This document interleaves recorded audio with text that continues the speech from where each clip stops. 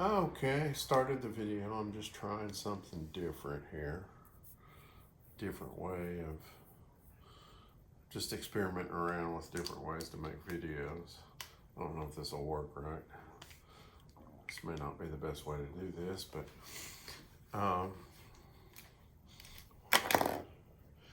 this video, I think I'll call this one, this will be the video number 9. And I hadn't done a video in a long time, and I've got 8 other videos right here that have that title, and this is just a review of the theory. Just a little different way of explaining it, maybe shed some light on it, on the subject. And none of this is financial advice, of course. Just a theory I came up with. And what I've got here, and well, I'm just going to try it out. This is the Dow priced in gold, in blue that is. And this, I've got some constructions lines drawn on there, and I'll fill those in later. But for now, just ignore them. And I'm going to use it to draw what the Dow in gold has done. And then I'm going to label some dates on there, just so you can see where it is I'm coming from on this. Okay, so it started over here somewhere, and then it rose up, hit that line, came down pretty steep, didn't go all the way to the bottom line, jogged back up, and then went down to here. So it went up and it went down, but on its way down it did a quick jog. Okay, so then it did the same thing again. It went up and it went down and it went up and hit that. Then it went all the way down. Now this move, so it goes up and then it goes down, but on its way down, it does a jog up, and that jog up gets bigger each time. Now we've gotten to the point where we've done 2 full cycles, and 2 points make a line. So if we draw a line between those 2 points, we have a line established, and then this point that it comes down and hits this point next, and then it hits that point there, so we've established another line right there. And we've also established another line, and that's what it bounces up to. So what it does is it goes up and then down, but on its way down, it backtracks and retraces. And also, we've established this line as well. We've done 2 of the M patterns. M as in Mary, that's what I call it. And so now let's put some dates on there. This is approximately 1913. See, this is, I've got it written down somewhere on the fridge, actually. This is August, I believe, 1929. And this right here is going to be June 1932, and this will be August 1932, and this right here will be February 1933, and this is January 1966, This is November 1974. This is September of 1976. And this is January of 1980. So at this point, we have something that's predictable because we can predict that what the next one's going to do.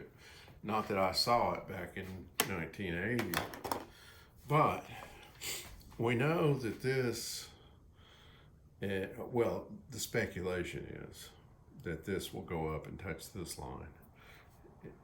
It's on its way there. And then once it touches it, then it's going to turn around and go a different direction. We just don't know when up here. Well, of course we do know when because it's already happened. But what I'm saying is that at this point, we could theoretically have predicted this last run. So it went up, hit there, went down to this line, went back up, and then now it's on its way down here. So the pattern's the same each time, but especially this part of it is expanding. So let's put in those dates. And this one would have been, this one's the top of of course, this is the start of the Great Depression. And, it continues, the misery, I suppose, continues on through the 30s, and eventually we have a world war, and things start picking up. But I'll leave it up to you to fill in other dates of reference there.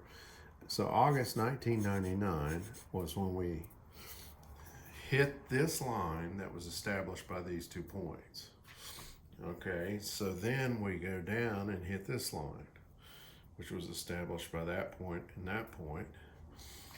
And that was in, when was that? That was also August. There's a lot of these that repeat the same month. August 2011. And then this I remember well because this is where I started becoming aware of it, 2018. And then in one of my videos, I speculated, let's call it, that this would be March. Of course, this is in the future, March 2024. And of course, or you may, not of course, but you may have heard that there's, let's see if I can get this centered on here. You may have heard that there's a theory that the Dow gold periodically returns to 1, and that would be that line right there. It's not exactly 1. As you can see, it has a slight downward slope. I would say, without looking up the numbers, let me use red since I got all these colors here. I'm getting fancy for the numbers. So when we hit down here, it was really about, I can almost remember that number. I think it's 1.94, but approximately 2, let's call it. And the number here was also above 1 slightly. And it was, I think, 1.26. We could call it 1.5, it doesn't matter. And if you project through those points right there and you use that date, then I came up with actually 0.62, which it's less than 1. So if you just use 1, you're being conservative, but you could say, well, that's going to hit about a half, just rounding off. And again, this is the earliest we could have used this to predict anything. Before that, we were just establishing points that made a line, or just establishing. You need two things to establish a pattern. There's two M patterns here, so we expect a third. And if I haven't said it already, this is the Dow, and it's priced in gold.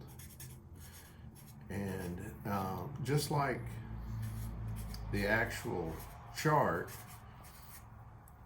it's on a website called Macrotrends. So if you type in Dow Gold, you can find this on Macrotrends. And my contention has been, if you watch all of the videos, is that this is predictive. I saw it turn right here, and so, for example, in my case, when it's going up, it's a good time to be in the Dow.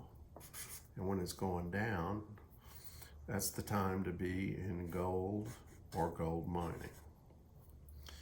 And what I did was, once it hit here and I saw it cleanly turn, I switched from stocks to gold. Really, I got in gold mining, which is a little bit more leverage, because look, I kind of have a lot of confidence in this, because one way I looked at this as, what are the and I guess I could draw arrows in here. This is this is when the data started, 1913, and it's always moving this way. So it's moving from left to right, so that's obvious. And right now we're somewhere in here, I guess, and it's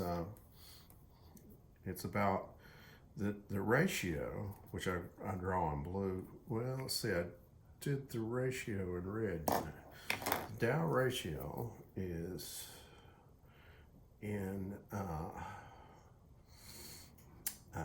let's see, it's about 14.5, the actual ratio, and gold is about 1900, and today's date is October 20, I can see it from here, October 27th actually. So it's really, these are all end of month numbers, so let's just call this October 2020. And the projected price that it's going to, I come up with 6,300 at about that date. That's for gold. And then the Dow, if this thing were returning to 1, that's what the Dow would be, is gold. The same as gold. But it might go even further than that. But that might be a signal to get out. So that's, we'll see how this works here. It's not perfect. I guess I need to pull it up this way or something. But that is my experiment, and it took 14 minutes to draw that, but maybe that might be useful in explaining what I've been trying to explain in the first 9 videos. So I think I'll have another video, the 10th video, I'll actually share how much, at least the percentage profit that I've done since I got in, which was, I got in right here when it turned in mining. And, you don't have to get in right at these points right here. I say you. I'm not giving advice here, so I really mean me.